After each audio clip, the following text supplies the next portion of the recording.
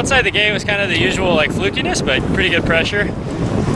And we waited for a couple ships, and so everyone was kind of worried that it's just getting lighter, but it was still power. And then we got inside the gate, had a pretty good start, kind of like at the south end, the windward end of our little section of the line, and that was good. Just took off and kind of stayed not super deep because it was so south today. We were pointing like at Treasure Island, so just kind of stayed middle road, like not soaking, but not trying to rip and go too high and explode.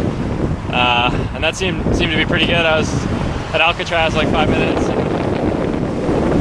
Just trying to point at the line, man. This course is so tricky. You don't really know if you should go low and kind of come in along Treasure Island or stick up near the city. So I was just trying to stay pretty much like look for pressure, make sure I wasn't sailing into a big hole, and just point at the line. That seemed to be a pretty good average. I had to do a quick hitch. There was no wind at the finish. How about the surface conditions? Yeah, it was nice for an ebb. It was not that choppy, so we could actually kind of drop the hammer.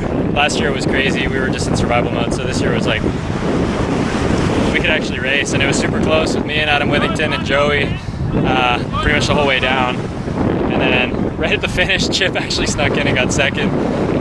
Kind of stayed in some pressure and just snuck through those guys trying to get going again. So it was really fun. It was a good year. And you got your time already figured out? It was 13:27 is what I saw when I finished. So your previous record was 12.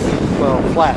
12 flat, yeah. So we did some slogging at the end. It would have been close if the wind had held at the bottom, if I could have made it. I was kind of checking the time and thinking it was going to be pushing it, and then we just hit a hole and we weren't even planing anymore.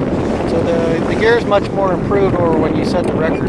So it's not the gear necessarily, but conditions have to be right. Yeah, you got to have everything dialed, and I think on a good day out here, you know, you could go out on a tube kite and the foil from a year and a half ago and you do just fine. Yeah. So, yeah, that's what's crazy about this race. 5 o'clock or 5:30, one day of the year, and you take what you get. We had a good year a few years ago, so we got a pretty good record, and hopefully we'll beat it next year.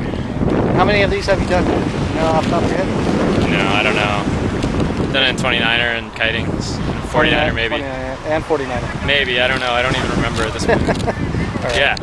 Thanks, Johnny. Yeah.